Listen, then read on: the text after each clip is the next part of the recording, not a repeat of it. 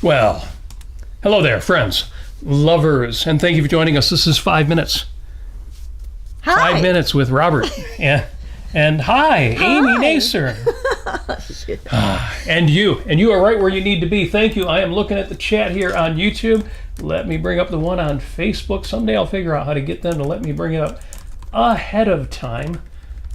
There we are. Good. Actually, it might be up live on Twitter, too. I think I might have accidentally hit the Twitter button. So if you are watching us live on Twitter, welcome to 5 Minutes with Robert and Amy Nasir. This will be a new thing for you on this fine May 11th. May 11th, 2025. Thank you for joining us.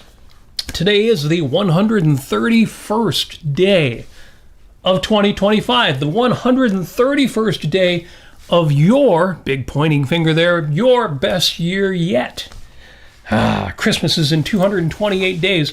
I always mention the Christmas countdown because when we talk about Christmas, closer to Christmas, we always talk about A Christmas Carol. We always talk about Ebenezer Scrooge and his promise to keep Christmas throughout the year. But also, I love the idea of Christmas shopping in July. I love just the year full of Christmas. But this time, this Sunday, May 11th, we're going to do the Christmas thing bigger, better, bolder than usual because on this date in history, well, first, Halloween is in 173 days. Yeah. Summer is in 40 days, but Memorial Day, 2 weeks away. And again, for those of you around the globe, I'm sure you have at least heard of Memorial Day in the U.S. It's the unofficial kickoff of summer. So we are counting that one down as well. Hello, Jim. What's up? Yes, Jim is in the chat on the Facebook side of things. Many of my favorite people. Jim is included in that as well, but on the YouTube side of things as well, including the good people at Cordair Fine Art, CORDAIR.com. Good to see you, Linda, there. Summer is in 40 days, and on this date, May 11th, but way back in 1659, the Massachusetts Bay Colony, we were colonies back then. We were part of the UK, well, part of England. They banned Christmas. Oh. No, I don't mean banned like a rock band. No, they've said you can't do Christmas. So rude. Feasting and similar satanic practices, they would penalize you 5 shillings for that, which, is about $50. But for each instance of this impropriety or impiety, because, well, Amy, you've worked at the Daggett Homestead in the Henry Ford Greenfield Village. That's about 1760 in colonial Connecticut. And they weren't even trying to celebrate Christmas. They weren't trying to break that law. They just didn't. It just was just another day of the year. Yep. Yeah, and they didn't even celebrate birthdays, and they didn't celebrate all kinds of holidays, and they would have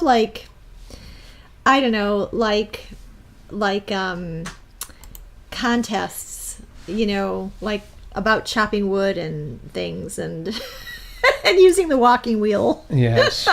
Yeah, Jennifer in the chat says Puritans. That's right, Puritans. Yeah. That's where we get the idea of puritanical, which we are absolutely not here. Yeah, 1659, the Massachusetts Bay Colony enacts a law called penalty for keeping Christmas. I especially like that they use the expression keeping Christmas, because when we talk about Christmas, we talk about keeping Christmas throughout the year. So if they want to hit me up for 5 shillings or $50 every time I do that, bring it on. I'm going to jump forward. I only got one other on this date I want to talk about, and that is May 11, 1997. That is when Deep Blue, that was IBM's supercomputer, defeated Garry Kasparov in a 3-game chess match. It's wild to me that happened in 97. That's only like 3 years plus maybe a couple more ago. I'm sure that Garry just wanted to, let him win, just for fun. So the computer could feel good about itself. Yeah. Yes. They developed this amazing computer that can calculate as many as 100 billion to 200 billion positions in 3 minutes. Traditionally allotted to a player per move in standard chess. What's interesting to me about that, and something to think about now, is it couldn't just figure out every move and then figure out the right move to make. No, because it turns out that in chess, there's like this, there are more possible chess moves than there are particles in the universe, or something like that. Some crazy number that they just can't do it by brute force. The idea of brute force password hacking, where you try every conceivable possibility. And with passwords, if you have 8-letter passwords or 8-character passwords, that's easy. But apparently, you can't do that with a supercomputer. Now, I do believe computers are coming that will be able to brute force the game of chess. In other words, it will be considered a problem solved, as if a game is a problem to solve. Interesting that they couldn't do that, and that's also, and here's the takeaway, that's not the approach they're taking now. People wonder about AI having hallucinations. In other words, giving wrong answers to things as if they're right. Where you used to be able to ask ChatGPT, what is 2 + 2, and it says 5, and you would type back in, no, 2 and 2 is 4, and it would say, oh, you're right, I was mistaken. What do you mean you were mistaken? Well, because they don't brute force it.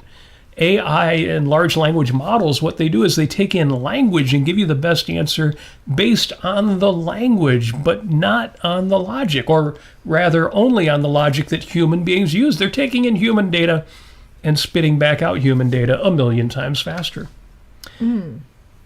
That to me makes, it almost makes it seem like AI is what it appears to be. Not that there's a personality, a consciousness inside there, but just it is what it is and no more than what it is. Well, it goes back to the old computer concept, garbage in, garbage out. That's a great way of summing up exactly what large language models do, because they take in everything and all of the brilliant ideas of human beings and all of our foibles as well. Pretty, Greg in the chat says, scary how many 2 + 2 = 5s have to have been out there for AI to regurgitate it. It would be curious to think, what is the logic, because it's a type of logic, binary logic, mathematical logic, computer logic. What kind of logic brought them to that conclusion? And it couldn't have just been, there's enough people saying 2 + 2 is 5 that's what it gave. There had to have been more to the algorithm than that. The algorithm. Yes. So yeah. So it was on this date, first date, computers beat humans. Well, computers have always beat humans at chess ever since the first chess programs came out. But computer beat the best human at chess, and That was pretty wild, pretty cool. All right, that's it. That's all I'm going to do about on this date. It is Mother's Day. Yeah. And Amy, you paid tribute in several ways to Mother's Day and your mother and your position as mothers. And folks, if you are a mother out there, we've got some of the ladies in the chat, or if you had a mother, and you can we all did, but some of us more than others. I posted a lot of things on my wall, if you haven't seen it, on Facebook. But including yesterday, I posted Mr. T's famous and most illustrious song, Mother, There Is No Other. And you can't go wrong with Mr. T and Mother's Day. Treat her right. Treat her right. Find that. And nobody, I guess the algorithm on Facebook didn't pick it up because nobody liked it. So if you see it, well, they do tend to buried. They don't prioritize YouTube links as much as other content. With the idea that they don't hate YouTube, they just don't want you to navigate away from Facebook. So sometimes it takes a while for YouTube videos that you post to catch on, and you get a few likes, and then you get a few more, and then you get a few more. Yeah. And Paul reminds us in the chat, 2 + 2 is whatever the party says it is, Winston. Yes. We all know Winston from 1984, and yes, 2 + 2. Well, or there are 4 lights. Well, we'll get into more. No, there are 5 lights, and you will. Well, speaking of light, we're not in the dark. We are not in the dark. Well, it's fascinating, though. If we were in the dark, everything would be the same, but darker. Oh my gosh, no way. There may be a profound truth to that. I'll give you an example. Another holiday today. It is National Eat What You Want Day. Now, we had a whole discussion about guilty pleasures before, and I think we tied that into unconditional love, which I'm a big fan of, by the way. I know in the objectivist community that's heresy, but unconditional love it's kind of like original sin. in that it's an oxymoron. Sin is never original. I've tried to come up with a few original sins, and it's really hard. And unconditional love isn't really unconditional. So I know there are people out there like James Taggart who would say, yeah, I want a really unconditional love. But folks, that's not what most people mean by unconditional love. So don't write the concept off altogether. Actually, it was discussed earlier this week on one of the podcasts. I think Michael Leibowitz mentioned it. I'll talk about Michael a little bit later. And he had the smarts to say, well, unconditional love is okay with your children, but nowhere else. Well, I'd argue the nowhere else part, but he had the right idea there. Well, this is how I would process that concept, is that your relationship with other people, especially if it's long-term, is a hell of a lot more than any immediate, like, a moment, like any kind of like specific moment you have with a person. The context is much broader, much bigger. And there's so many considerations to think about before you give up on that relationship. So yeah, I mean, that's the parent-child relationship, of course, is a big one, and marriage is a really big one, and long-term friendship is awesome, and you don't want to just give up on people. They're friends of ours, friends, the objectivist community, a few people who, if I met them today, didn't have a history with them, didn't have shared values over the course of decades, I would say, yeah, that's not somebody I need to be friends with, because they did something really terrible or something I really profoundly and even morally disagreed with. That's different, though. You're right. When you've got that bank account, when you have a moral bank account, when you have done so much for somebody or they have done so much for you, you have shared so many kindred moments, you don't then say, oh, you made a political statement I disagree with. I wash my hands of you. I'll say this. I mean, there have been times when I've seen people do really bad things, mainly to themselves. And that's really hard to be in a position of friendship with, because if they're treating themselves poorly, it's really, really hard to be friends with them. You can tell them, hey, you're the best, you're wonderful, let me tell you why you're so wonderful. You can be there for them. It's really hard, though, if they're not good with themselves, they're not necessarily going to be good with you. Oftentimes, they won't be good with you. Tough love is tough, but sometimes it is the prescription. Yeah. I don't like the expression tough love either. Yeah. But anyway. Sometimes it is the right concept. And unconditional love is like that. It's one of those first there is a mountain things. Yes. First there is a mountain, then there is no mountain. Then there is. First, you think unconditional love, oh, that's so sweet.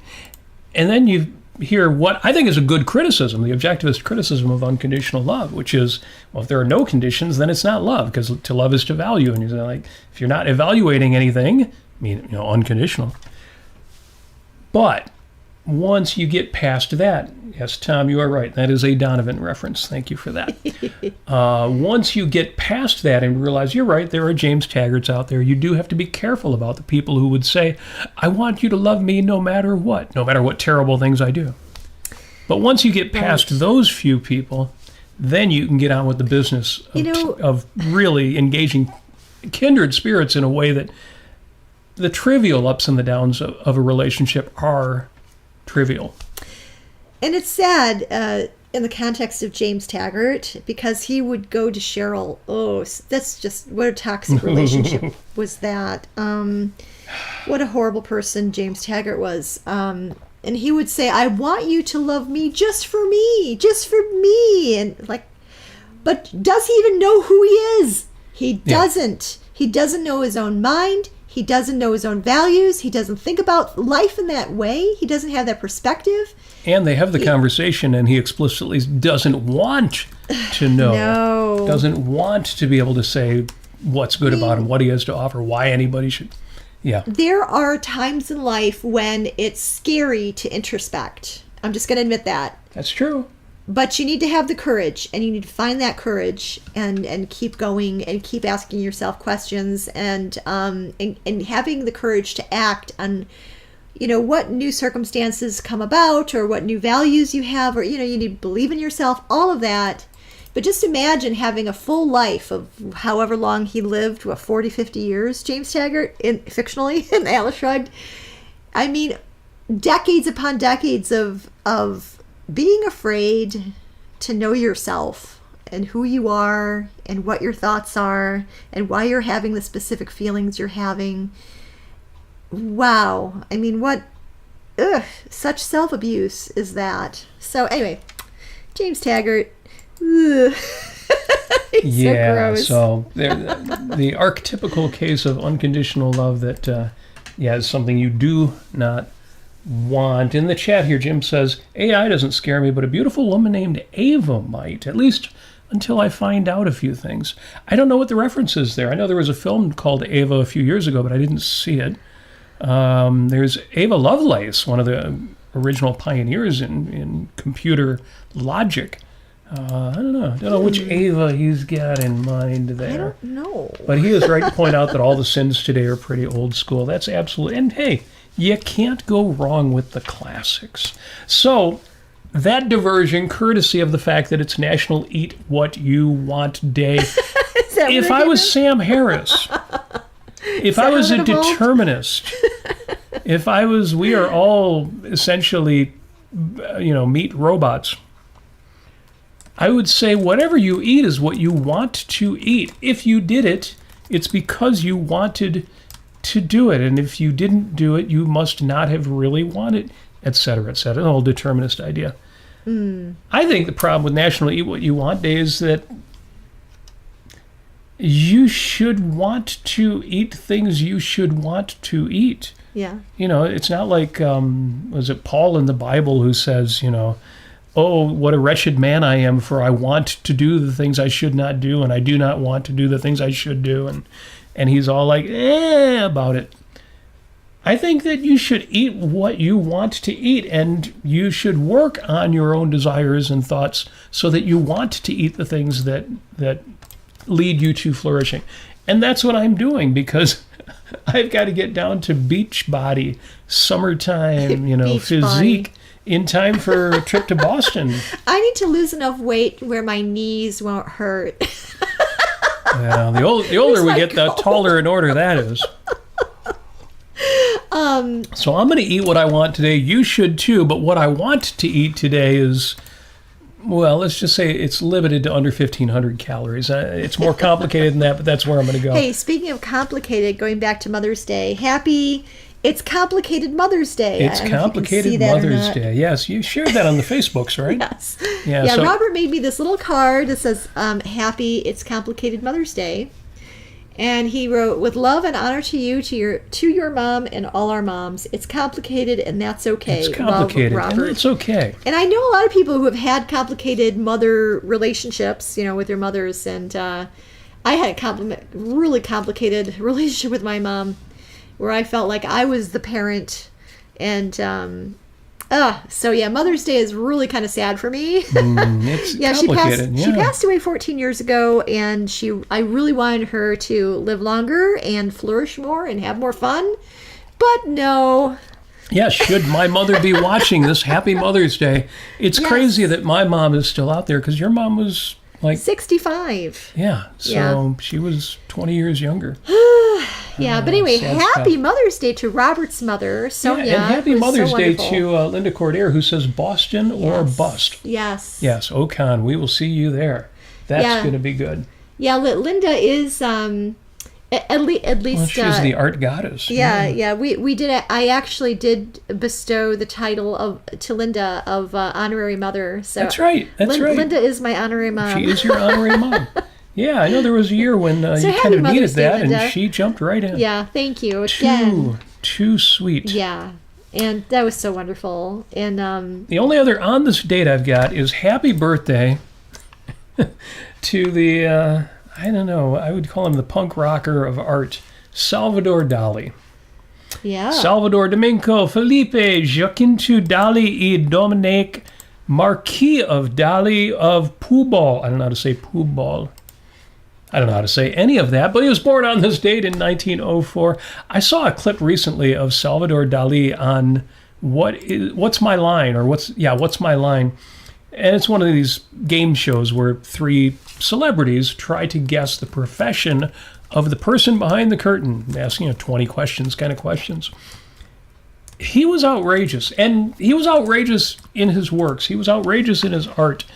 And some people don't like Dalí because of the degree to which he was a surrealist. In fact, this is interesting, and this is one reason I want to share with you on Salvador Dalí's birthday today. He lived until 1989. Whoa. That's cool. That's really amazing. Yeah, he was a long lifer. He lived to be 84. I know nowadays 84 isn't that long, but he was born in 1904.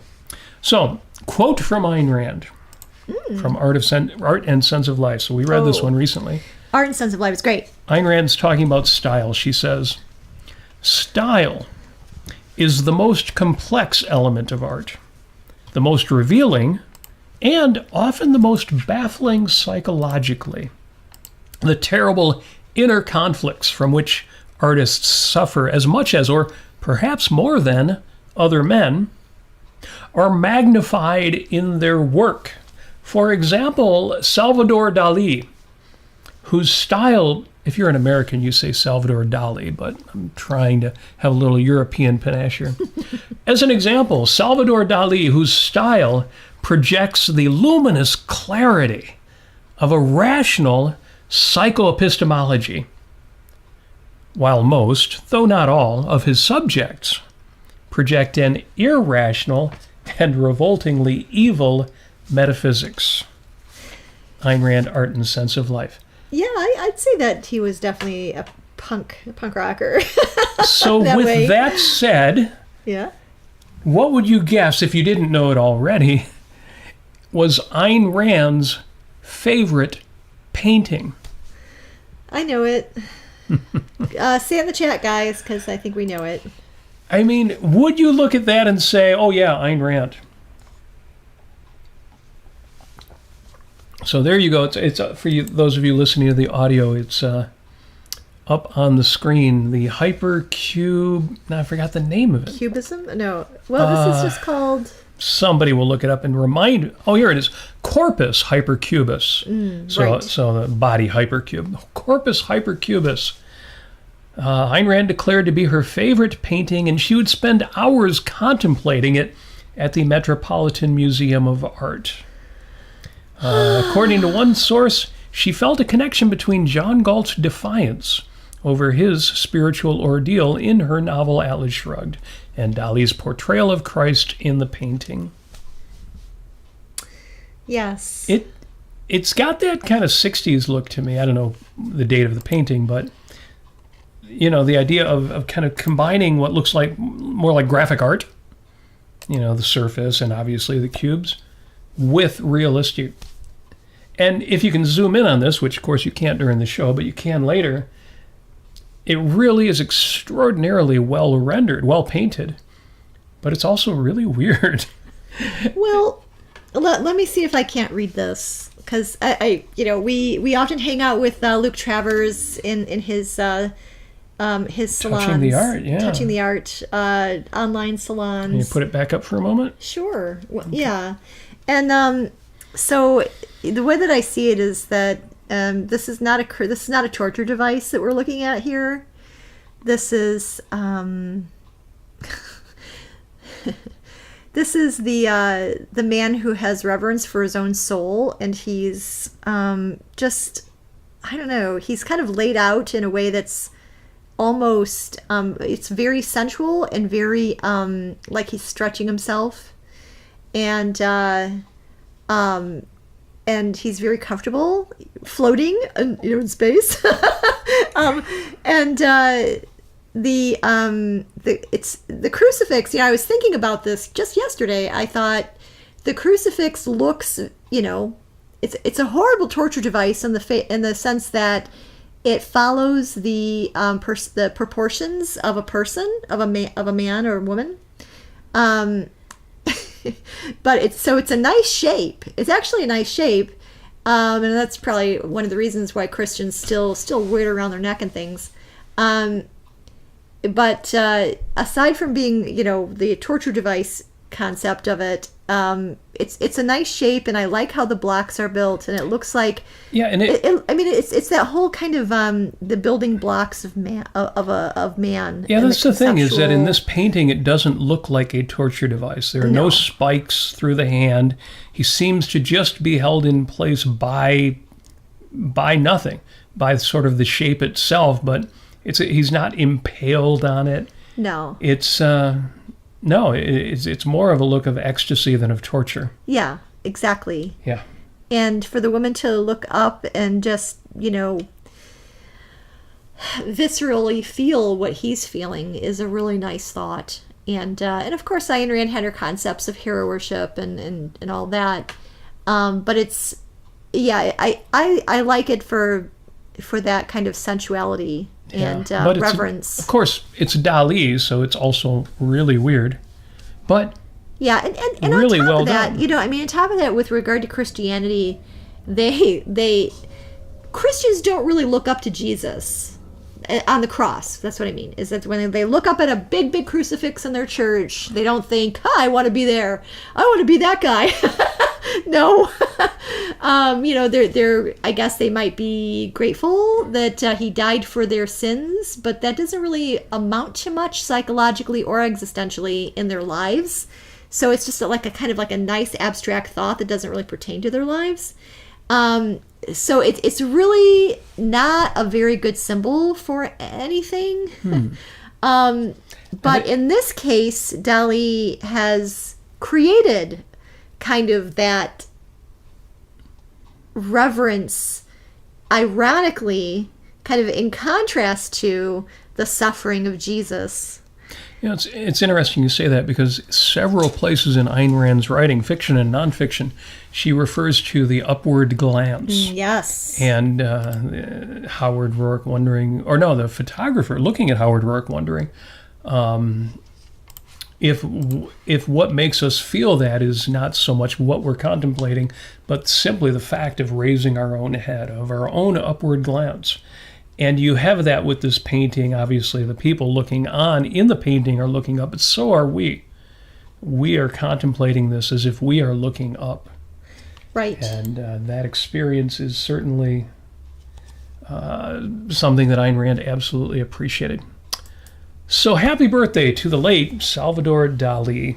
Yes. For all of his quirks. We actually visited the Salvador Dalí, what was the name of it?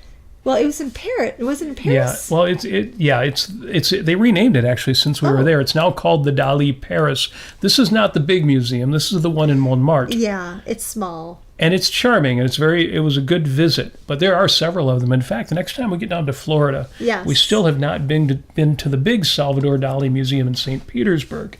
Yeah. I've linked to both of those in the show notes. In the article I looked at, there are actually 6 different Dalí museums around the world for that man who did have his birthday on this May 11th. That's it for the date. Under shameless self-promotion of what we're listening to this week, real quick, Toya and Robert. Folks in the UK will probably know about this, Toya and Robert Fripp. Yeah. In the US, Toya was not as big of an artist as she was in England. But for those of you in the States, she was a big artist in England and Europe. And she married Robert Fripp, that quirky guitarist from King Crimson. I'm guessing there's a bigger age difference than there is even for you and me. Mm. And they're super sweet together. And every Sunday morning they post a video from their kitchen. They started doing this during COVID when everybody was locked down, but they're still doing it. And the video they released this morning, they titled it Sunday Lunch Heroes. Oh, yes. I see now. And it's super sweet. They, Toya always sings a song and Fripp plays guitar. Usually just the two of them, but this time they used a backing track as well. And they do a cover of David Bowie's song Heroes. Aww. And they talk about heroes in their lives, parents of theirs. Now you might think, why would they talk about heroes, men in their lives? In this case, it was all men. And the answer is, for those of you in the States, you might not realize Mother's Day is not on the same day in the UK that it is here. In fact, I forget who posted earlier that I think it was Barrister Humphreys who posted that every time I see people say Happy Mother's Day, I double take and then eventually realize, oh wait, that's in the US, not. So the Toya and Robert video this morning, Toya and Robert Fripp, is super sweet. Link to that is in the show notes in your YouTube description and on Facebook. I haven't actually watched them in a while, but they have... I don't watch them every week, but when you do, they're always sweet. They have house rabbits. They have bunnies. They have 2 rabbits. And that's exciting. Yes. Celebrities owning bunnies should be out about it like they are. Yeah. Yeah, he's got the funny coloring around his nose. You want to take a cloth and wipe his face, but no, he always looks like that. Okay. But, yeah, that's so good. So that's the first thing I recommend to you. Again, the link is in the show description, or just look them up. Second link in the show description, conversation with Larry Salzman. Good conversation on the Yaron Brook Show. Yaron's always good, but this conversation was interesting to me because Larry Salzman, working for the Pacific Legal Foundation, was giving legal analysis of, among other things, the actions of the Trump administration. Yeah, I haven't watched that yet. I got to do that. And it's interesting because he makes the point that he has his personal opinion about Trump and the Trump administration, but in discussing the legal issues, there's actually more substance to the administration's side of several of these issues. And you might think, if you have a really negative opinion, imagine for a second that you have a really negative opinion of Donald Trump, that you wouldn't want to hear anybody say, well, some aspects of this can be defended. But I found it refreshing. I found it good that somebody who is critical of the administration can point out, well, there is some sense behind all of this. They may not win these cases. Maybe they shouldn't win these cases. But it's not all as complete arbitrary, reckless, lawlessness, bulldozer. Well, there's a bit of bulldozer to it, and Larry talks about that. But it's good. It's a good episode to listen to. If you've been following our advice and listening to shows like, for example, The Bulwark, to get a better idea of just how much resistance there is out there to what's going on, this episode, Yaron Brook talking to Larry Salzman, should be on your to-do list. Listen to that episode. I'm going to do this. Maybe tonight. Now, the next thing on the list I actually haven't listened to. I just put it there to remind myself. Yaron Brook was on the show with Destiny. Pseudonyms. I need a pseudonym. Folks, tell me in the chat, what should my pseudonym be? Now, hide behind a pseudonym so people don't know my real name. Okay, a bit of a pet peeve of mine. But anyway, Destiny, who's actually named Stephen Bonnell. I think you should be a symbol.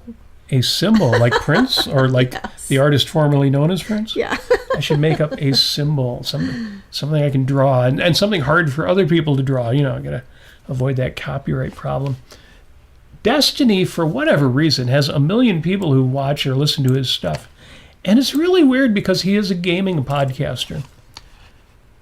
What do you mean he's a gaming podcaster? Well, if you watch his podcasts, he's got video games showing on the screen, and he's doing walkthroughs, or he's got them in demo mode or whatever. There's all these video games, and you see, lines of dialogue and lines of computer code, and it's just incredibly nerdy. And you're like, oh, okay, well, some people are into that. But he's got like 1,000 times more subscribers than your own does, or something like that. He's certainly got 10,000 more subscribers than we do here. It's crazy that people watch this guy, but it turns out he's really smart. So I will listen to that conversation. If any of you have already listened to Destiny talking to Yaron Brook, let me know what you thought in the chat. Also, 2 more links in the chat. Michael Leibowitz. Michael Leibowitz and Mark Pellegrino have been really sharp lately. And I mentioned this, I told Michael this. I said, when you guys decided to do a daily show, The Capitalist Corner, and it's essentially plugging or pushing the American Capitalist Party, the ACP, which is the party that Mark Pellegrino started. Bernstein actually wrote their platform, although I don't know if he's still involved in that. And Michael and Mark decided to do a daily show, 12 noon every day, The Capitalist Corner. And they go on there and they explain what the capitalist party is about, what capitalism is about. And I thought, it'll take them 2 or 3 shows to really flesh out the idea. And then what else are they going to talk about? 5 days a week, an hour-long show? That's commitment. Well, what's amazing to me is, no, they're pulling it off, and it's a good show. And I mention it to recommend you to it. And there's a link to a recent episode, Real ID, Government Spending, and Michael on His Own. Turns out there's a couple days a week when Mark Pellegrino has a class he has to go teach or jiu-jitsu he needs to be involved in, and he leaves halfway through the show. And on this show, this was Thursday's show, I was in the chat, and he mentioned, Robert Nasir, he's great. And then he went on to say really complimentary things about me. That's really nice. I really want to pay him back with that because he deserves it anyway, whether he said nice things about us or not. But it was very sweet of him to do that. Yes. It's he's the nicest arch criminal you'll ever meet. Arch criminal. Well, he's a convict. I'm kidding, of course. Many times. 1,000 times. You might know the story here, but Michael spent years in jail. He was a ne'er-do-well in his youth. And in objectivism, we like to say, well, people have free will, they can change. Yep. But if you've ever watched the TV show House, a.k.a. House MD, one of the cardinal rules of Hugh Laurie's character is people never change. And it's a plot point in many of the episodes because somebody will do something and earlier in their life that would have affected their health, but they've changed. They've stopped drinking, or they stopped taking the drug, or they stopped doing some reckless behavior. And by the end of the episode, House is always vindicated just about in claiming, no, nobody ever changed. People never changed. Well, Michael Leibowitz changed while he was in prison. He starts reading pro-free market books, Ludwig von Mises, and the big books. And he starts reading psychology books like Inside the Criminal Mind, Stanton Samanow's book. Eventually, all of that leads him to Ayn Rand. He starts reading Ayn Rand, and he's changing. He's changing himself. He had a really difficult childhood. He has told the horror stories about that, or you can read about it in his book that he's published. And he's actually changed. He's a hell of a guy. He's wicked smart, super smart, just in that sense of being really sharp on his feet, but also he remembers a lot from all those books he read. So when he talks about economics or history or liberty, he is on the ball. So huge shout out, couple links to that. The first one, again, is a link to the Capitalist Corner he does with Mark Pellegrino. The second link is to his other podcast, The Rational Egoist. And he did an episode called Symbols and Rituals, a conversation with Jim Valiant. That's really good, and something that a lot of objectivists need, especially young ones. It's good. Because we tend to kind of throw away symbols and rituals, and because we don't need that stuff. We're rational. We're logical. We don't need things like graduation ceremonies. We certainly don't need things like confirmations. We've left all that stuff behind with religion. And Jim does a great job talking to Michael about pointing out, well, there was value in those things, and we need to be able to find similar value in the things that we do. Well, I haven't listened to the entire episode that they did called "What Symbols and Rituals." But my own thought on this is that having a ritual or ceremony or graduation or whatever it is a way to introspect on your values. It's the same reason why you take photos, so that you can go back and look at what you did last week, last month, last year, and you can relive those memories, or ask yourself, how did you accomplish that particular thing? Or, whatever it may be, or congratulating yourself on a job well done, whatever it is, or commemorating your 16th birthday or whatever you may, the milestones in life, and actually saying, okay, this is where I am now. This is how I got here. This is where I want to go. And it's a moment to introspect, or not a moment. It's an opportunity to introspect. And to understand your values and to celebrate your values. So I am all for rituals, and we celebrate, just in small ways. So we celebrate birthdays, for instance, at our Great Lakes Subjectivist meetings, and yeah, it's a really wonderful thing to do. So yeah, we are conceptual. Yes.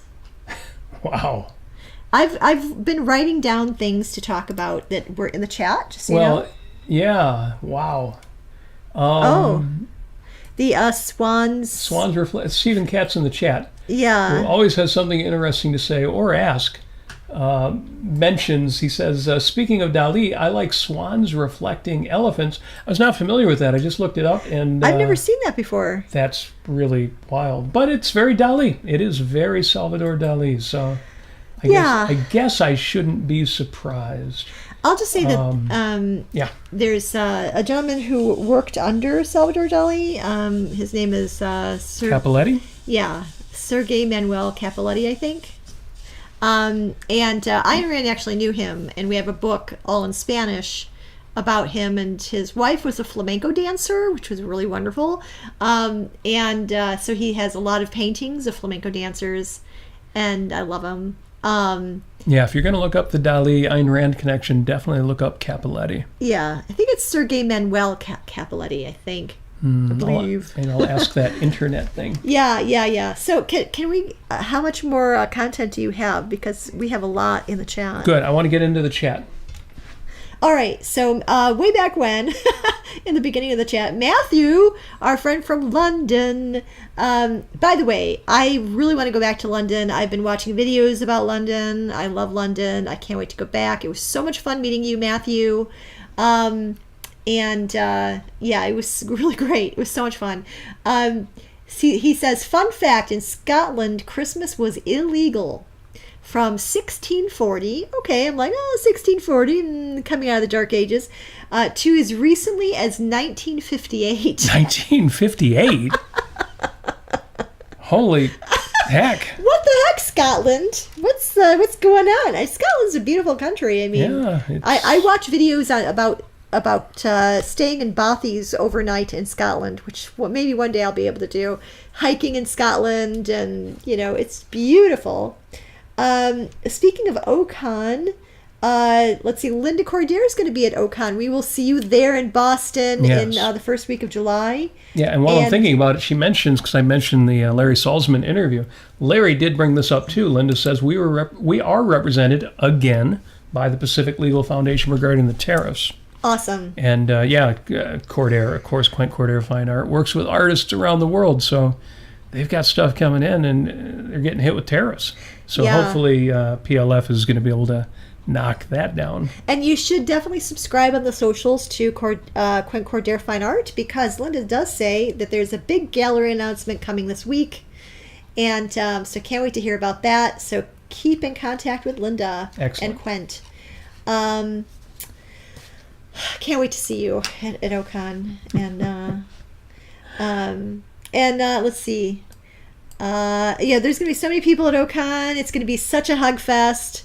It's just going to be crazy hugs. It's like going to be hugging all the time. Just like... anyway, it's going to be great. And Greg says, I pledge allegiance to my coffee mug from the Cordair gift shop. Oh, wait, it's a coffee mug with an improved pledge to America on it. Yeah, Quint Cordair wrote a nice pledge to America on the coffee mug. So that's wonderful that you have that. Excellent. Yeah, Linda will let us know in the chat if that is still available. Here, Paul says, I remember the leftist kids who podcasted from their bedroom, complete with unmade bed behind them. Paul, it's interesting. I remember that too. And Limbaugh used to make fun of that all the time. But, some of those kids kind of, better than I do, because they're still young people who look like they're not even finished with adolescence yet, but who have, 1,000 or 10,000 people listening to their rantings. So yes, the internet is a great equalizer, for better or for worse. Greg Lewis says, does the U.S. have an official language? Yes, English was designated as the official language of the United States in an executive order on March 1st, 2025. Yes, but we've always had an official language. The question is, what does that mean? What is the value significance of that? I mean, among other things, it's the official language of airline pilots around the world. Obviously, if you're going to have pilots landing in airports around the world, they need to be able to talk to air traffic control. There needs to be one language for that. And the point is, it's just that significant and no more than that. You know, the idea of everybody should speak English because it's the official language, it's a non sequitur. Yeah, if you're in the United States, it would certainly be convenient to know how to speak English. But, well, that could be a whole different discussion. A whole nother discussion. And, yeah, we don't speak English in America anyway. We speak American. Yeah, we do. We don't speak British English. And no. On top of that, I'm all for speaking different languages in the United States of America. You know what has happened in the last 20, 30 years? Guess what? Guess what? What? It's been so much easier to travel and to go around the world. And any place that I've ever gone, I make a list. Either I know the language a little bit already, or I make a list. Like when I went to Japan, I had like about 20 or 30 phrases that I tried memorizing, and I had a little cheat sheet for it. And so I was able to speak the language a little bit in Japan. I don't think we would have got out of Japan if you hadn't been able to do that. I mean, even if it's just something that's out of courtesy, you know, like you're like sumimasen and arigatou gozaimasu and all of that.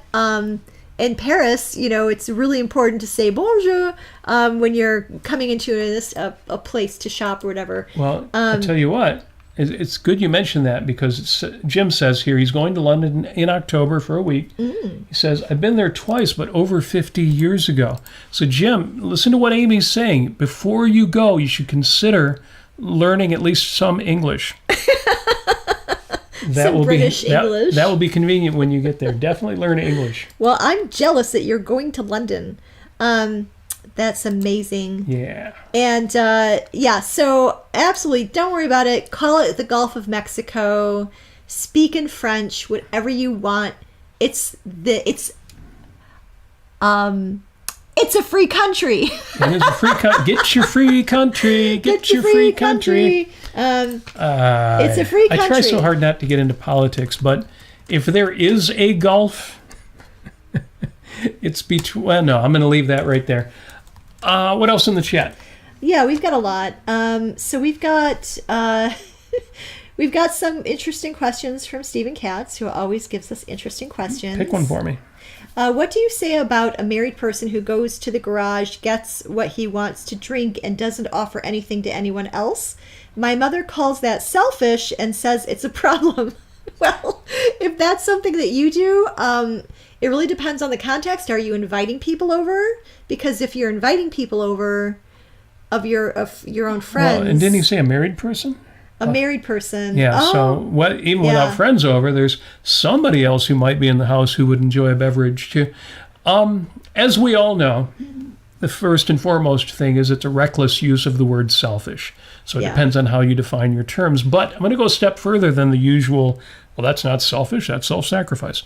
I'm going to go a step further and say it is reckless. And that is what makes it a sin. You are missing out on an opportunity to do somebody a solid, to do a nice thing, to give a kindness, which is not a sacrifice in any way. If it is a sacrifice to you, to have to take a moment and say, you know, I bet this person I like, you know, that I live with, that I'm married to, or even who is just a decent human being, might enjoy a beverage too. And how much fun will it be to be able to do this little extra thing of grab a second bottle, a second can, and bring it into the house and have them enjoy this moment too. Yeah. No, it's not that it's selfish, and it's not that it's selfless. Right. It is reckless. It is a wasted opportunity. We talked about this when we talked about charity. Charity is not a moral obligation. We don't believe in altruism. No, the reason you do nice things, the reason you are polite, the reason you have manners is for your own sake. You create a world around you of general goodness and positive values with no sacrifice of yourself or of anyone else. Right. So, yeah, that's what I would say about that. Yeah, obliviousness is, in this case, or not being courteous, or, is definitely against your values. It's not necessarily self-destructive, but it's not going to encourage friendship. No, it's reckless. It's a waste.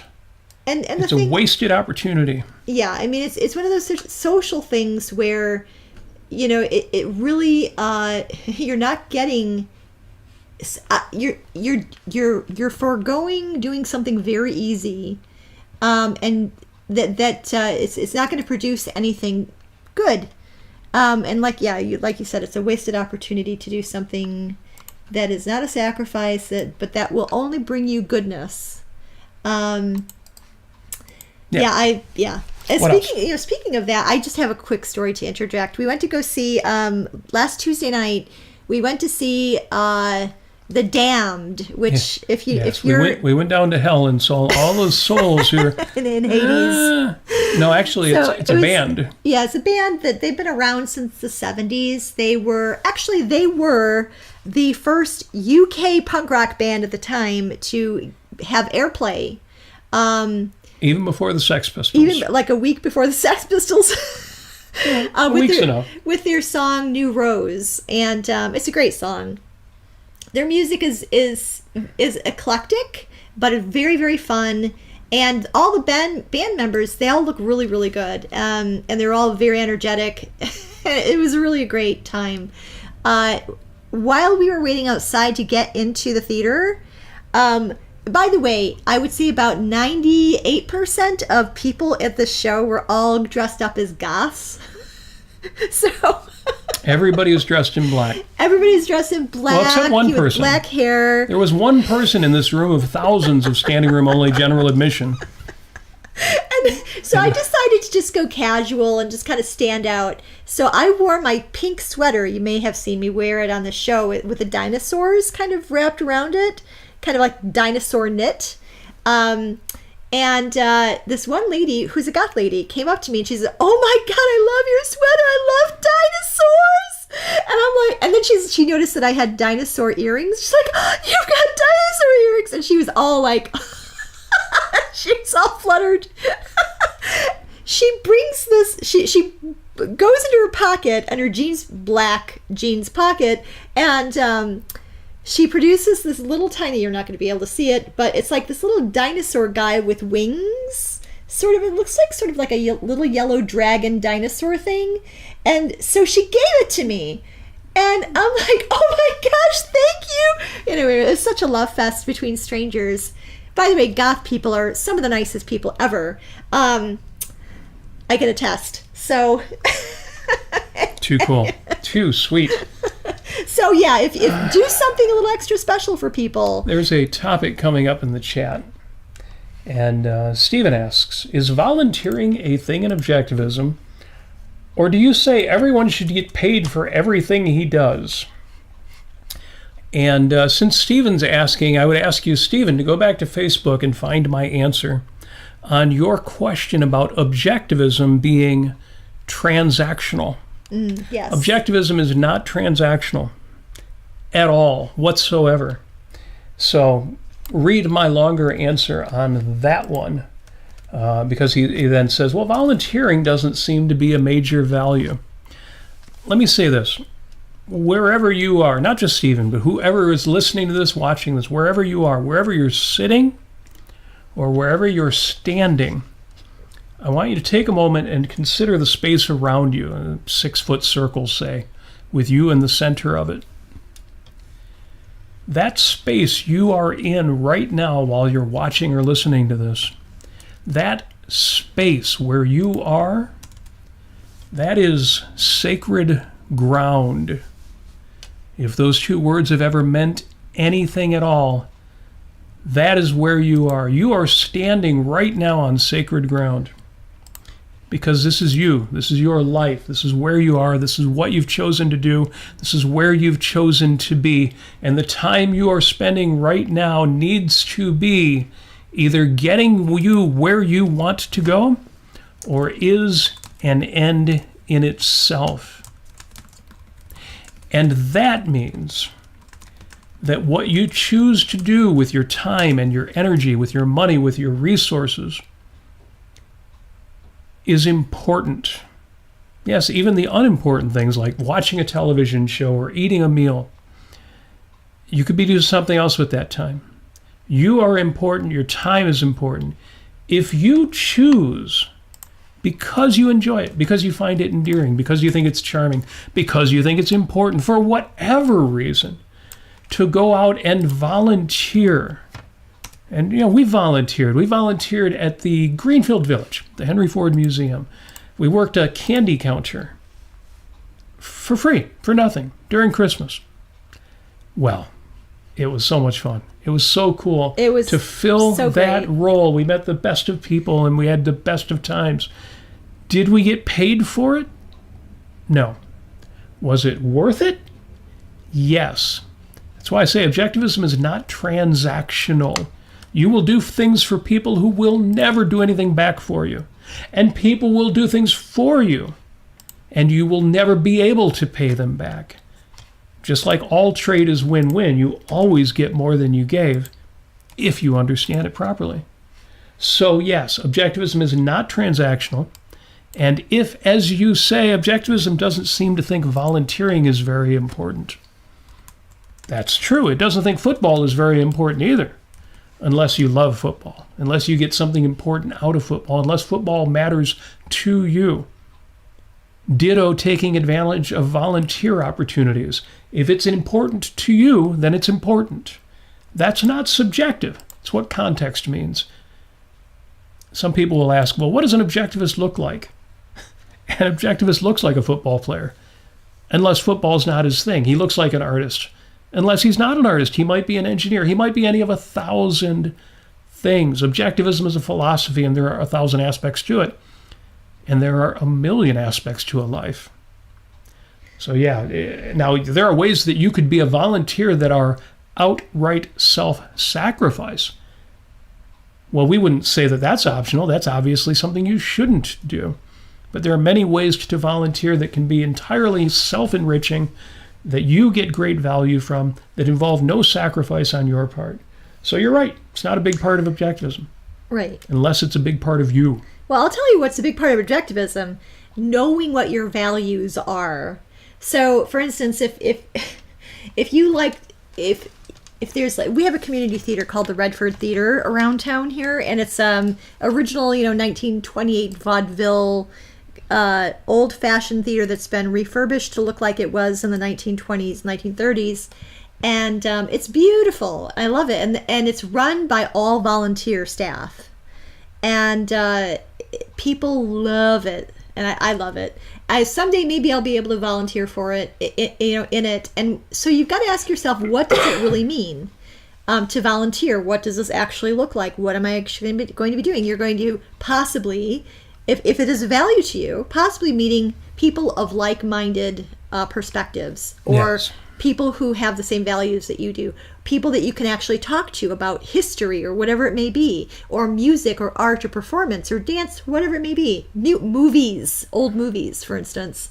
You're going to go there and you're just going to have a wonderful time with wonderful guests, and you're just going to be around good people. If that's a value to you, go for it if you have the time.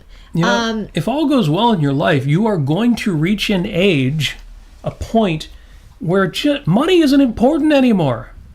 It's a problem you've solved. Right. Now right. What are you going to do? Now, it can't just be about money or anything simple and transactional like that. Yes. Now, obviously, if you go to a grocery store, you should give exactly the same amount of money that your price tag says. Some things are transactional. But values as such, objectivism is not transactional in that sense. No. Because the second highest value in your life can't be measured that way. The second highest value in your life is other people. Yes. People are pretty damn awesome, especially goth girls who give me little dinosaur figurines. Perfect strangers. A lot of them who, if you got to know them better, maybe they wouldn't be your favorite person in the world. That doesn't matter. It doesn't matter whether you're a barista, whether you're a grocery store clerk, whether your tailor is an objectivist. Yeah, As long as they are a decent person, if they are productive, they are doing well, and they're trading values with you. Yeah, and I gotta say, I tried to find the lady afterwards, but I lost her in the crowd. No. Because everybody was wearing black. Of course. You would have been easy to find. I'm very easy wearing my pink easiest dinosaur sweater. But yeah, anyway, I hope to maybe meet her again someday. But it was just lovely. And we've got Race in the chat. He says, so he actually has a little bit of background. I guess he was a former Satanist, which may mean many, many things, by the way. It can mean just, cosplay. It could mean the... well, being a Satanist rarely means worshiping Satan. It usually means... Yeah, the Satanic Temple has their sort of lists of virtues. Most of you would agree with. Yes. I mean, and then they have they run a gift shop. They've got an art store. They sell hot sauce. Just really... Hot sauce, that's clever. And it's pretty good. I've known a lot of different people from all sorts of different backgrounds all of my life. And, especially being in a rock band, you get to know a lot of people. You get to know all kinds. And so... I think, and as a former punk rocker, you don't exactly know what the values mean to people. If they're dressed as a goth, you really don't know if they're all about death and, unhappiness. I've never met a goth person who was about death and unhappiness. I mean, even death metal bands, they're not into death, really. They're into kind of having catharsis and expressing their anger and screaming into the microphone, and that's fun for me anyway. So it really depends. You can't really judge a book by their cover, I'll say that. And he asks, do you think goth and objectivism are reconcilable? First of all, I don't know, what does it mean to be goth? I mean, I'm sorry, goth and what? And objectivism. Oh, yeah, yes. That depends entirely on what goth means to you. Yeah. I try to... We used to ask, is rock and roll and objectivism compatible? Yes. And again, it's going to depend entirely on what it means. You could argue that Salvador Dalí and objectivism are not compatible. And yet Dalí produced Ayn Rand's favorite painting. There's a lesson in there for anybody who would say, yeah, but is punk rock and objectivism compatible? Yeah, and in terms of... Is any particular concrete instance of something and objectivism compatible? Right, and in terms of dressing up as a goth or a punk rocker or looking kind of strange, wearing dinosaur sweaters, it's, he says, it reminds me of the stuff in the essay Counterfeit Individualism. I get that. I get the idea of, I'm going to be, what's the word? Not counterintuitive, but being a nonconformist. And you end up going to places like Seeing the Damned, and 98% of people are all wearing black and look like you. And so how conformist is that? Really, it depends. I see it like this. I don't see it like that. I see it as... expressing yourself, say for instance, as an artist or a performer or somebody who just likes to express fashion, which is... Who asked the question? Race. Look up on the YouTubes, because it's not in the show notes, an episode that we did of Life on Earth, our other show that was on ARC UK, called Blind Rebels versus Blind Followers. And it will answer that question. Yeah. So really, you just got to ask the person, why are you dressed this way? Or why do you like this particular thing or this band or whatever the value? It may be? What is the value? Yeah. So, yeah. Absolutely. Yeah. What else do we have in the chat here? Greg says, ethics is more like a garden. You plant the seeds and reap the harvest if you've tended to it properly. Yes, of course, per the Bible. Cast your bread upon the waters and it will return to you manyfold. It just means get out there and make things happen, produce, create, live, and eventually stuff is going to come back to you. Now, it won't do that automatically, and it's why especially objectivists will warn you, do not sacrifice. Make sure you are getting something back. But it doesn't mean that you go into work on your first day of work and say, no, I don't want to wait until Saturday for a paycheck. I expect to be paid every time I complete a task. No, you've got to be more long range, broad context, and you don't always get back. If you are polite to people, say you're traveling, why would you be polite to the wait staff at a restaurant you know you'll never be going back to? Well, do you want to live in a world where people are impolite to each other, starting with yourself? Because that's the experience you experience more than any other, is what you do, what you put out there. No, that's not what you want. But that means you're going to be putting good out in the world, and you're going to be getting good back from entirely different people. And that's as it should be. That is how life should work. You know, it's going back to goth. It really there are even African Americans or people of African descent who are goths. And you'd think, oh, that's very odd. But, you know, it's an aesthetic that I think it has a lot to do with wanting... It's almost like...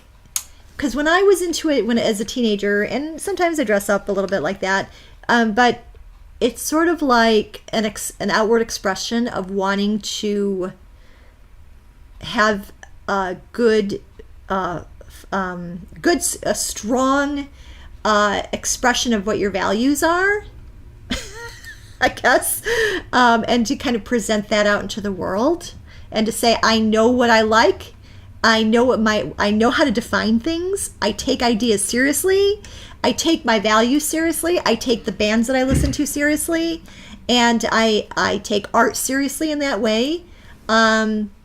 That's, I think, in general, I think the commonality amongst people. At least I think so. But for me, I was a straight edge punk rocker, so I I wasn't into drugs or drinking or smoking or anything like that. It was, I wanted to respect my own mind. And I know not everybody is like that, unfortunately. But that's just how I see that in myself. That's how I would define it if you asked me. Yeah, so let's see. He says that he was with Anton LaVey's Church of Satan. I'm not entirely sure I know too much about them. All I know is the Satanic Temple with Lucian Greaves and their gift shop in Massachusetts. It's very, very wholesome. So I don't want to go too long here. Yes. Because we've been going really, really long lately, and I think we need to learn to be a little more concise. Do we have any other questions that we really should get to in the chat? What do we got? Gosh, I mean, I can give short answers. Okay, how about one really long question, which is, Greg asked, with Cheryl Brooks in Atlas Shrugged, yes, was it suicide, or was she just blinded by the absurdity of it all? It was neither. Okay. It was more the latter than the former. Mm-hmm. Yeah. It was, as described in the book, it was an act of self-preservation. Well, suicide can't be an act of self-preservation. So obviously there was a psychological element of it. The sense that I will not live in this world, the world that she believed she was confronted with. Mm-hmm. She thought she got out of that world when she was younger, got away from her family and all the ne'er-do-wells that she grew up with. Finally got into better society. These wealthy people who are incredible producers and creators, and then she finds out they're all corrupt too. And she's like, as she's saying, not in your world, not in your kind of world. And she takes her final action, as it's described right in the book, as an act of self-preservation. So I don't know if either one of those options describe it, other than it was simply intolerable. And it's a great question that comes up. Does objectivism accept the idea of suicide, or is that always irrational and self-sacrificial? We take assisted suicide, elderly people in constant pain, for example. And the answer is no, there's more to it than it's always a value to live. Even if life is the standard of values, a life can become intolerable and unlivable. Yeah, that's a great answer. And leave it to Ayn Rand to come up with that scene and to come up with that person's psychology, that character, and to come up with her set of values, to come up with her experiences and have it end like that. And very, very interesting. And you're right, it's an Ayn Rand novel. Yeah. In other words, it is very rare you're going to see this in real life. Yeah. The obvious example is the first romantic moment between Howard Rourke and Dominique Franken. What happens there should never happen in real life. It's essentialized in a novel, and you're never going to be the guy who can say, I know she wants me so badly that I can force myself on her. Right. Which is not really what happened there anyway. Yeah. So yes, the answer to your question is more the second than the first. Yes. But even more than that, read the passage and imagine for a second that the way Ayn Rand presented it is really how she meant it, because she did. And last question, Stephen asks, can you give me tips for how to start working when it's unpleasant to do so? Lots of them, yeah. Yeah. I mean, depends on, I think you're a lawyer perhaps, or in your law office perhaps. Yeah, but this can apply to anything. Yeah. Hobbies, housework, anything. Yeah. And do you have a particular strategy you want to use? Well, I would start with a 15-minute or a half an hour timer. Right. Exactly. Yeah, Pomodoro. Get yourself a Pomodoro timer. Or just set it on your iPhone. Or And you don't have to use a Pomodoro. That's the Italian word for tomato. Because the person who came up with this used a tomato timer, a tomato-shaped kitchen timer. And he would set it for 25 minutes. He would say, I give myself permission in advance, no judgment, to stop after 25 minutes. All I'm going to do is put in 25 minutes. When I do this, I usually use 10 minutes. And I'm not going to feel guilty, and I'm not going to feel bad, and I know I can pick it up later and do the thing, but I'm going to just 10 minutes with, the option to continue if I decide I'm into it. But I'm not faking myself out. Sometimes I'm going to hit 10 minutes, and I am going to stop. It's not a lie. It's not fake it till you make it. None of that. Once you spend 10 minutes, you will often decide to continue. You may do 10 more. You may do 4 hours more. Sometimes, and it's important that you let yourself do this, you will stop after 10 minutes. And you'll pick it up an hour or a day later, depending on what the task is and how urgent it is. But yeah, that's one great method. You're right. Is a set amount. Don't say, I'm going to do it for a while. No, make it a number. And if you think the number is arbitrary, it's not. So long as you've chosen a number in advance, it's not arbitrary. Right. You've made it objective. That's a whole other philosophical conversation I'd love to get into, but not right now. Pick a number, call it 10, depends on the task, but either 10 or 25 minutes works well. And you've got to also ask yourself, why am I doing this? What value am I getting out of this? Is this topic interesting to me? Is this type of work interesting to me? And take that seriously. Yeah. And if you are in a job where you're not necessarily seeking employment to get out of it anytime soon, then try to figure out creative ways to make it more fun for you. Yep. Whether that's taking breaks, or trying to anticipate something that's going to be happening at lunchtime or whatever it may be. I know it's hard, and I have a hard time.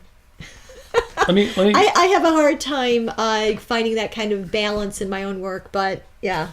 Let me go back to my show notes, which incidentally I have not used at all since we got to the content portion of the show today. But today was tomorrow. And today will be yesterday. In other words, tomorrow's coming. It's right around the corner. So ask yourself this right now, today, right at this moment. Well, tomorrow, sitting here, what will I wish I had done today?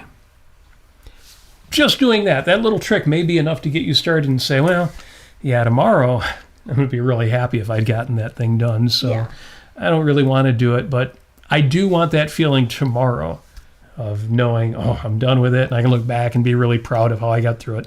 That may be enough to motivate you. That's why that expression is forever in my head. Yesterday, today was tomorrow, and tomorrow, today will be yesterday. Yes. Which, incidentally, is the lyric to a George Harrison song called Ding Dong, Ding Dong. And, he also steals a line from, I forget the poet, ring out the old and ring in the new. Ring out the false, ring in the true. But yes, yesterday today was tomorrow, tomorrow today will be yesterday. Do what you will wish you had done. Yes. And that itself can be motivating. Somebody wrote on Facebook recently, there is a version of yourself 10 years from now that is begging this version of yourself to enjoy where you currently are just a little bit more. Now that sounds like the opposite. This is saying in the future, you're going to wish you had appreciated this moment, that you had experienced more values, more gratitude for what's going on right now. Stop and smell the roses. You know, life moves pretty fast. If you don't stop and look around once in a while, you could miss it. Yes. Well, the same thing is true for getting work done. And yeah, if you find that motivating at all, use it. Take advantage of it. It certainly works for me. Yes. Very good, Robert. Yes. Now, Amy. Yes, Robert. We are now, I don't know, where are we at? 15 times 5 minutes. But you wanted to talk about Cyrano de Bergerac. Oh, right. Okay. Should we postpone that for a later episode? I'll just say real quick, go to my wall on Facebook. I wrote a little thing with a picture of me. Actually, I'm not standing there still, by the way. I'm actually dancing in this picture. Oh, you have a white plume, although yes, it's a fan. It's a fan. It's a white fan, my white flamenco fan. And I like it because it reminds me of Cyrano de Bergerac and his references to his white plume of freedom.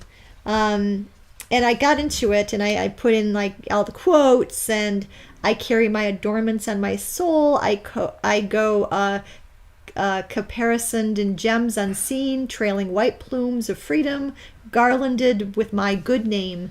And I was reading this, and I thought to myself, you know what? Whatever my worth, whatever how much money I make, whatever experience I have, whatever things I've checked off my bucket list, whatever it may be, I am an integrated thinker. And I have my integrity, I have my dignity, I have my honesty, I have all my virtues that I've expressed and experienced. I've seen the causality work out in the real world because I am who I am. And that's not anything that anyone's going to be able to take away from me. It's the core of my soul. It's the core of my being virtuous. And that's what I thought of that. So I just, I carry my adornments only on my soul, decked with deeds instead of ribbons, manful in my good name and crowned with the white plume of freedom. That's from the movie, with Jose Ferrer. But I had to remember that, because you know what, in these turbulent times of, by the way, being in the dark and and remembering that even in the dark, things are the same. Things function in a way that is causal. And you have a choice to be who you are and who you want to be. You're not being pushed because of political pressures or social pressures or moral pressures. You get to be who you want to be. You get to have that type of dignity. You get to carry that with yourself. And so even if you're in the dark, even if times feel really scary, the dark is just the absence of light, and things are still the same. That's what I'll say. It's a profound notion that you had last night when you were achieving the certificate of completion here. We did a 5K in the dark last night. Glad you mentioned that. Paul in the chat says, Twilight Zone, walking distance episode. Main character meets himself as a boy and says just that to him. Live today to the best. I'm glad you mentioned that, because one on this dates I didn't mention just because I didn't have time to look it up and find out why it is. But today is Twilight Zone Day. I know Paul is a big fan. A lot of you are big fans. Ayn Rand was a big admirer of Rod Serling. So, Serling. And so thanks for mentioning that. And, I did want to mention in the show notes, although again, you could look it up yourself, there is a link to Cyrano de Bergerac, that 1950 version with Jose Ferrer, which is still the best. And especially anybody who was interested in the question Stephen asked about getting yourself to be more productive when you don't feel like it. watching Cyrano de Bergerac just makes you want to be a better man and live a larger life. So if you've never seen Cyrano de Bergerac, or if you've never read the play, the book, do both. It's interesting, the movie lives up to the book, but it does make changes in order to present it as a movie. In other words, both of them are outstanding. The reason the movie holds up so well is that they actually used the dialogue from the play versus people who try to, change everything to make it more modern or their own personal style. No. And Jose Ferrer, as an actor, lives up to the characters. So that is the very last link at the end of the show notes that are in the YouTube description. So there it is, right there for you. Amy, thank you for that. Thank you. Any chance we have to bring up Cyrano? Yes. My two top heroes are Cyrano de Bergerac and Howard Rourke, and they are different in some ways and the same in others. And between the two of them, it's like a map, a radar. Gives you an idea if you're living well, if you can identify with either one of those two characters, whether you can fully live up to them or not. So, thank you for that. Folks, thank you for joining us. I know there's more in the chat, and we will review the chat as we go along. Oh, yes.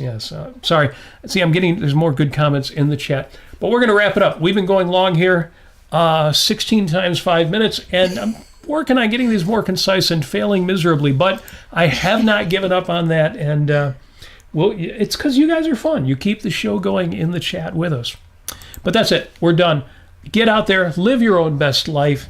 Wherever you are standing right now is sacred ground. Do not take any of it, including your own bad self, by which I mean good self, for granted.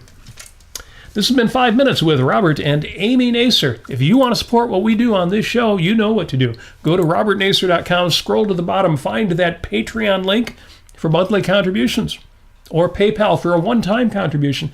Help us out. Send money. We desperately need your money. Well, in the sense that it's transactional. That's what it is. It's transactional. No, it's not transactional. It's just awesome. And those of you who already support the show with your monthly contributions, thank you. You are awesome. You're all awesome. But some of you are extra awesome. And we do not take that for granted. We'll do it all again next week, except there's a chance that I might be doing a solo show because, Amy, you've got an engagement. We'll see how that goes. We'll announce it as the week rolls along. Right. And in the meantime, I hope you all are enjoying your pre-summer, or for those of you south of the equator, pre-winter. We'll do it all again next week. All that's left is for us to wish you success, like love and money and values too big to be transactional. We wish you all of the success that you so richly deserve in every way, and that is why we wish you love.